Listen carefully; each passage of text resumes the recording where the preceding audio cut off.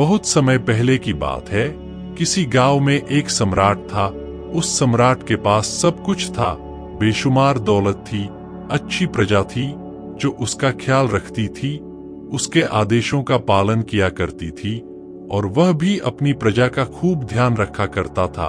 उन्हें कभी किसी चीज की कोई कमी महसूस नहीं होने देता था।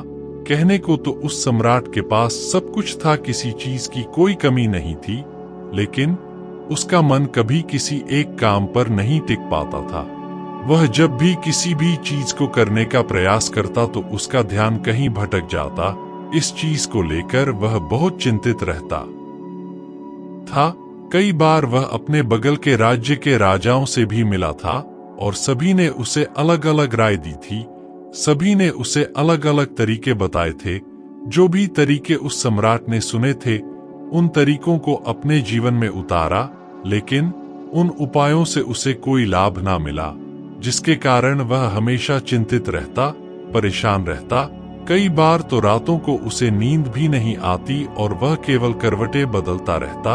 एक दिन सम्राट के कानों तक एक बात पहुंची कि उसके राज्य में एक ऐसा असाधारण व्यक्ति है जिसके शब्द अनमोल है, जिसके एक एक शब्द में जीवन का रहस्य छुपा है, जीवन का सत्य छुपा है, और उस व्यक्ति से मिलने के लिए लोग दूर दूर से आते हैं, क्योंकि हर व्यक्ति की समस्या का समाधान वह बहुत ही सरलता और आसानी से करता है। यह बात सुनकर सम्राट बहुत प्रसन्न हुआ। उसे लगा कि अब उसके सवालों का जवाब उसे मिल जाएगा। इतनी तारीफ सुनकर सम्राट ने यह तय किया कि वह तुरंत ही जाकर उस व्यक्ति से मिलेंगे और उसे यह भी पता चल जाएगा कि जो लोग उनकी इतनी तारीफ कर रहे हैं, क्या वह सच है या नहीं। अगले दिन सुबह सुबह वह सम्राट उस व्यक्ति से मिलने के लिए निकल गया। रास्ता कुछ ज्यादा ही लंबा था, जिस कारण सम्राट ने बीच रास्ते में आराम किया। वहां पर उपस्थित हर कोई उस व्यक्ति के बारे में जानता था। जब सम्राट ने उनसे उस व्यक्ति के बारे में पूछा तो वे लोग उस असाधारण व्यक्ति की खूब तारीफ कर रहे थे। तभी सम्राट ने सोचा कि लगता है यह व्यक्ति बहुत बुद्धिमान है, बहुत ज्ञानी होगा और प्रभावशाली व्यक्ति होगा, अन्यथा हर कोई उसकी इतनी तारीफ नहीं करता। जरूर ही उस व्यक्ति में ऐसी कोई बात अवश्य है जिसके कारण हर कोई उन्हें जानता है और उनकी तारीफ कर रहा है। उस व्यक्ति की तारीफ सुनकर सम्राट के मन में उस व्यक्ति से मिलने की उत्सुकता और अधिक हो गई। अब वह सम्राट जल्द से जल्द उस व्यक्ति से मिलना चाहता था, जिसके कारण वह आगे का सफर तय करना शुरू कर देता है। जैसे तैसे वह सम्राट उस व्यक्ति के आश्रम पहुंचा, पर आश्रम में उसे कोई नजर नहीं आया। आश्रम के पीछे एक छोटा सा बगीचा था। जब सम्राट वहां पहुंचा तो उसने देखा कि एक माली बगीचे में काम कर रहा था।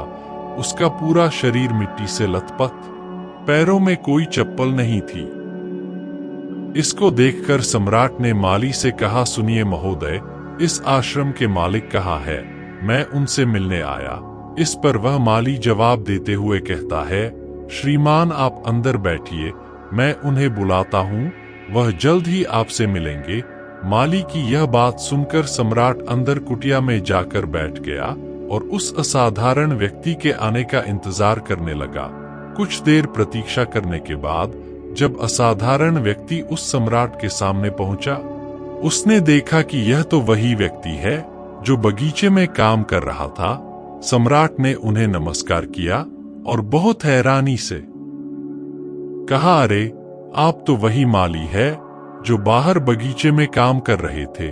लेकिन अब की बार तो माली एक बौद्ध भिक्षु के रूप में आया था।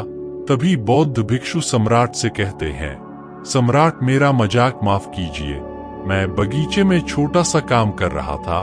मैं ही यहाँ का माली हूँ और मैं ही वह असाधारण व्यक्ति हूँ जिससे आप यहाँ इतनी दूर मिलने आए। कृपया करके अपने आने का कारण बताएं। इस पर सम्राट उन बौद्ध भिक्षु से कहता है, महाराज मैंने सुना है कि आप जैसा व्यक्ति इस पूरे राज्य में नहीं है। मैंने आपकी तारीफ सुनी है। मैंने आपके बारे में कई सारी अच्छी बातें सुनी है। मैंने यह भी सुना है कि आपके पास जो भी अपनी समस्या लेकर आता है, उसकी समस्या का समाधान आप अवश्य करते हैं। इसी कारणवश मैं आज आपसे यहाँ पर मिलने आया हूँ और मैं आपसे उपदेश सुनना चाहता हूँ। लेकिन मेरे मन में एक शंका है। इस पर बौद्ध भिक्षु सम्राट से कहते हैं, कैसी शंका? इस पर सम्राट कहता है, मैंने बहुत से विद्वानों को देखा है, बहुत से ज्ञानियों को देखा है। वे जब भी चलते हैं तो उनके पास तरह तरह की ज्ञान की किताबें होती हैं। उनके पास ऐसा कोई ना कोई संकेत जरूर नजर आता है जिससे यह पता चल सकता है कि वे लोग ज्ञानी है। लेकिन आपके पास तो ना कोई ज्ञान की किताबें हैं और ना ही कोई ऐसी कला के संकेत आप में नजर आ रहे हैं, लेकिन उसके बावजूद आप बहुत शांत नजर आ रहे हैं। क्या आप मुझे इसका रहस्य बता सकते हैं? इस पर बौद्ध भिक्षु मुस्कुराने लगे और सम्राट से कहते हैं, मेरा ज्ञान तो इस संसार में प्रकृति के रूप में हर जगह है। मैं अपना ज्ञान जीवन की सरल और साधारण वस्तुओं से ही लेता हूँ। पर महाराज, आप यहाँ किस समस्या को लेकर परेशान है? कृपया आप मुझे आपके यहाँ आने का कारण समझाएं। इस पर सम्राट कहते हैं, गुरुवर, मेरे यहाँ आने का कारण यह है कि मैं किसी भी काम को लेकर लंबे समय तक उसी कार्य पर अपना ध्यान नहीं लगा पाता। मैं कुछ ही देर में उस कार्य से भटक जाता हूँ। कृपया कर मुझे अपने इस समस्या का समाधान बताएं। मैं इस बात से काफी चिंतित हूँ। बौद्ध भिक्षु ने सम्राट की चिंता को समझकर कहा, महाराज, आपकी समस्या मुझे समझ आ गई है। आप जिस कार्य पर ध्यान नहीं लगा पा रहे उसके लिए मैं आपको एक उपाय बता सकता हूँ, लेकिन आज आपको देर हो चुकी है। आप मुझे कल सुबह मिलिए। कल सुबह का समय ठीक रहेगा। कल सुबह जब आप मुझसे मिलेंगे तो मैं आपके सभी सवालों का जवाब आपको दे दूंगा। यह कहकर बौद्ध भिक्षु वापस अपने बगीचे में लौट गए और वह सम्राट भी वापस अपने महल लौट गया। लेकिन सम्राट को रात भर नींद नहीं आई। वह बस यही सोच में लगा था कि आखिर बौद्ध भिक्षु मुझे क्या बताने वाले हैं। वह तो मुझे एक साधारण से माली नजर आ रहे हैं, लेकिन जिस तरह से उनका मन शांत था, जिस तरह से वह शांत नजर आ रहे थे, यह बहुत पद आश्चर्य करने वाली बात है। रात भर सम्राट इन्हीं ख्यालों में खोया रहा। अगले दिन सुबह सूरज निकलने से ठीक पहले सम्राट उस आश्रम पर वापस पहुंचा। वहां पर बौद्ध भिक्षु पहले से ही उपस्थित थे। जैसे ही सम्राट वहां पहुंचा, उन बौद्ध भिक्षु ने एक पानी का छोटा सा जग उस सम्राट के हाथ में थमा हुए कहते हैं, इसे लीजिए और पौधों पर धीरे धीरे पानी डालिए। और ऐसा करते करते यह आपके सामने पूरे 15 पौधे हैं। इन सभी पर आपको इसी प्रकार पानी डालते चले जाना है। लेकिन जब आप इस क्रिया को कर रहे होंगे तो उस वक्त मेरी एक बात का अवश्य ध्यान रखिएगा कि आपको इस दौरान कुछ और नहीं करना है, ना कुछ सोचना है और ना ही कहीं आपका ध्यान भटकना चाहिए। आप जब इन पौधों को पानी दे रहे होंगे तो आपका पूरा ध्यान केवल इन पौधों पर ही होना चाहिए। यदि इस बीच आपके मन में कोई विचार आए तो वहीं पर रुक जाइएगा और फिर दोबारा से पहले पौधे से पानी डालना शुरू कीजिएगा। और जब आप मेरी बात मानकर ठीक इसी प्रकार इन सभी 15 पौधों को पानी दे देंगे, तब आप मेरे पास आइएगा और मैं आपके सभी सवालों का जवाब आपको दे दूंगा। उस सम्राट ने आज तक ऐसा कोई काम नहीं किया था और सम्राट को यह काम बहुत छोटा सा लग रहा था। सम्राट पहली बार ऐसा कोई काम करने जा रहा था। उस पानी के जग से पहले पौधे पर बहुत ही ध्यानपूर्वक पानी दिया और फिर दूसरे पौधे की ओर आगे गया। दूसरे पौधे पर भी उसने ध्यानपूर्वक पानी दिया। फिर उसने तीसरे पौधे पर पानी देना शुरू किया ही था कि उसके मन में तरह तरह के विचार उत्पन्न होने लगे। उसे अपने महल का बगीचा याद आने लगा, जहां पर तरह तरह के फूल थे, तरह तरह के पौधे लगे हुए थे। तभी अचानक उस सम्राट को उन बौद्ध भिक्षु की बात याद आ गई। यदि मन में कोई भी विचार उत्पन्न हो तो उसे फिर से पहले पौधे से पानी देना शुरू करना होगा। तुरंत ही पहले पौधे के पास वापस पहुंचा और उसने फिर से पहले पौधे को पानी दिया। दूसरे पौधे को उसने फिर से ध्यानपूर्वक पानी दिया। जैसे ही वह तीसरे पौधे पर पहुंचा, उसके मन में फिर से कई तरह के विचार उत्पन्न होने लगे। अब की बार यह सोच रहा था, पता नहीं मेरे बिना मेरे साम्राज्य में क्या हो रहा होगा। और अब की बार सम्राट को बहुत क्रोध आने लगा। उसने सोचा कि आखिर में यह छोटा सा कार्य क्यों नहीं कर पा रहा हूं। वह तुरंत ही फिर से पहले पौधे के पास पहुंचा। उसने अब की बार बहुत ध्यानपूर्वक पहले पौधे को पानी दिया, दूसरे पौधे को भी ध्यानपूर्वक पानी दिया। ऐसे करते करते अब की बार सम्राट करीबन 5 पौधों में बहुत ही ध्यान पानी दे चुका था। लेकिन अब की बार जैसे ही उसने छठे पौधे पर पानी देना शुरू किया, उस पानी को देखकर सम्राट के मन में नदी के विचार उत्पन्न होने लगे और सम्राट अब बहुत परेशान हो चुका था। जितनी बार वह पौधों को पानी देने का प्रयास करता है, हर बार वह असफल हो जाता। उसका मन उतना ही ज्यादा व्याकुल होता जाता और वह खुद पर क्रोधित हो जाता है। सम्राट यह बात बहुत अच्छी तरह से जानता था कि वह भिक्षु उसकी परीक्षा ले रहे हैं। वह बहुत बुद्धिमान था। इस कारण उसने उन बौद्ध भिक्षु के सभी नियमों का पालन करना जरूरी समझा। सम्राट जितनी बार भी कोशिश करता है, हर बार वह असफल हो जाता। उसका मन उतना ही ज्यादा व्याकुल होता जाता है, हमेशा खुद को किसी ना किसी विचार में उलझा हुआ पाता। ऐसे ही करते करते सुबह से शाम का वक्त हो चुका था, लेकिन अब तक वह सम्राट पूरे 15 पौधों में पानी नहीं दे पाया था। जब बौद्ध भिक्षु लौटकर शाम को वापस आश्रम लौटे, तो उन्होंने देखा कि वह सम्राट थक हार कर बैठा हुआ है और तरह तरह की बातों में उलझा हुआ है। तभी बौद्ध भिक्षु सम्राट के पास पहुंचे और कहने लगे, हे सम्राट, मैं तुम्हारी ईमानदारी से बहुत खुश हूं। तुमने अपने कार्य को पूरे मन और लगन के साथ करने का पूरा प्रयास किया। इसलिए जो बात मैं तुम्हें बताने जा रहा हूं, उस बात को बहुत ही ध्यानपूर्वक सुनना और समझने का प्रयास करना। जब हमारा मन विचारों से खाली हो जाता है, तब उसमें मन का असली स्वरूप नजर आता है। तब साधारण से साधारण सा काम भी हमें ज्ञान और शांति देता है। इस पर सम्राट उन बौद्ध भिक्षु से कहता है, हे महाराज, पर यह कैसे संभव है? मैं तो जब भी कोई कार्य करता हूं, तो मन में कई तरह के विचार उत्पन्न होते हैं और मैं उन विचारों में फंस कर रह जाता हूं और वहां से बाहर निकलने का कोई रास्ता मुझे नजर नहीं आता। तभी बौद्ध भिक्षु मुस्कुराने लगे और सम्राट से कहते हैं, हे सम्राट, तुम पौधों में पानी नहीं डाल रहे थे। तुम तो जल्दी जल्दी अपने इस कार्य को बस खत्म करना चाहते थे। तुम्हारे मन में तो यह विचार उत्पन्न हो रहा था कि तुम जल्दी से जल्दी इन 15 पौधों में पानी दे दो और उसके बाद तुम मुझसे मिल सको, मुझसे अपने प्रश्नों का उत्तर जान सको। किसी कारणवश यह कार्य तुम्हें बोझ सा प्रतीत हो रहा था, मानो मैंने तुम्हारे कंधों पर एक बोझ रख दिया हो, और यही कारण है कि तुम अपने आप को इस पल में रोक नहीं पाए। जब हमारे सामने रखा हुआ कार्य बोझ लगता है, तो हम उसे बस जैसे तैसे खत्म करना चाहते हैं और उस काम को करते समय हम अपना पूरा ध्यान उस कार्य पर नहीं दे पाते। किंतु अगर तुम इस पल के महत्व को समझ पाते, इसके महत्व को महत्व दे पाते और केवल पौधों और पानी पर ध्यान देते, तो तुम्हें कोई भी विचार परेशान नहीं कर पाते। इस पर सम्राट कहता है, हे महाराज, मुझे आपकी यह बात समझ में आ रही है कि मैं जल्दी जल्दी इस कार्य को खत्म करके आपसे मिलना चाहता था, जिस कारण मेरा मन इस कार्य में पूरी तरह से नहीं लग सका।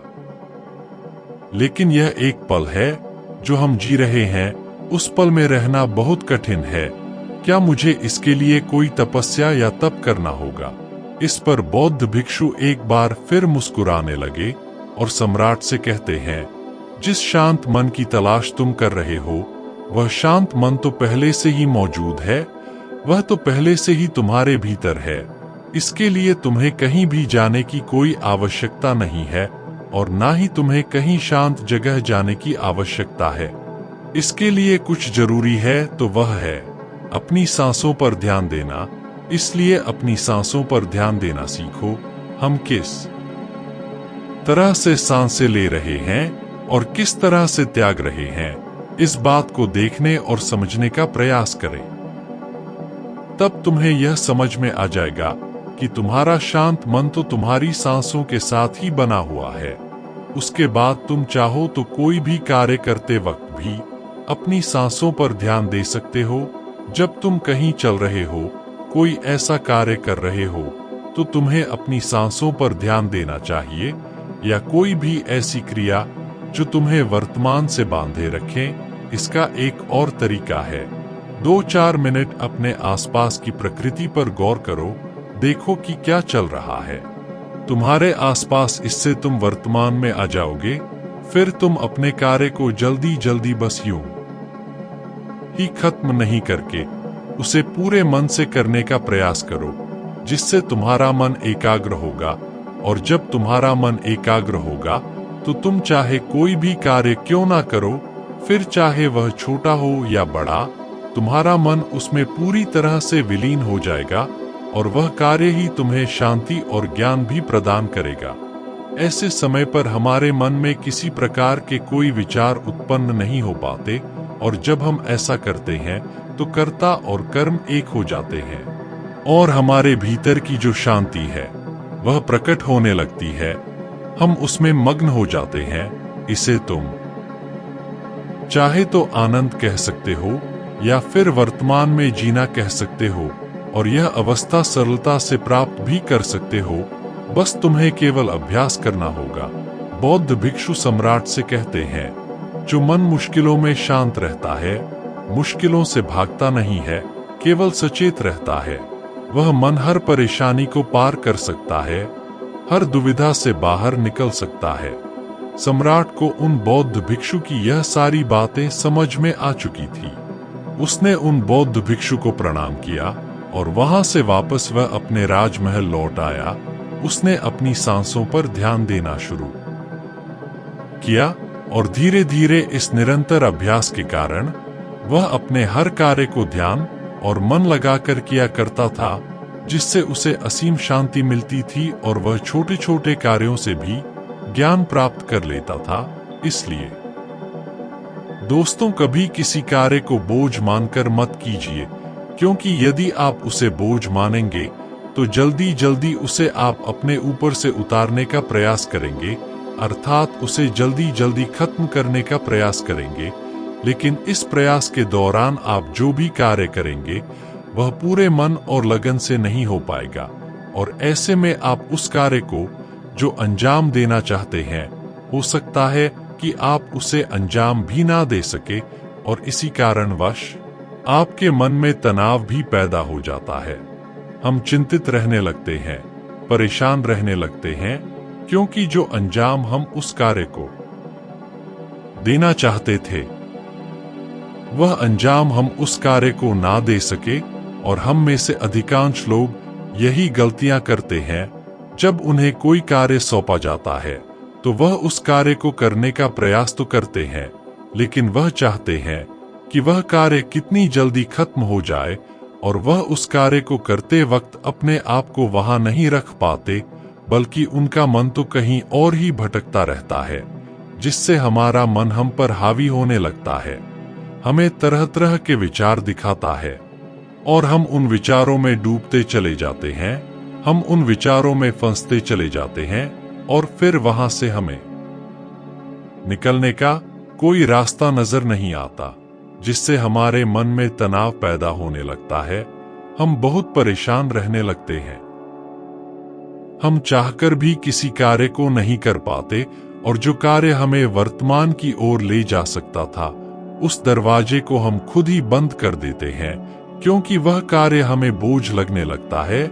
इसलिए जब भी आप कोई कार्य शुरू करना चाहते हैं तो उससे पहले अपना पूरा ध्यान अपनी सांसों पर केंद्रित करें, और फिर आप चाहे तो अपने काम के दौरान भी अपनी सांसों पर अपना ध्यान लगाए रख सकते हैं।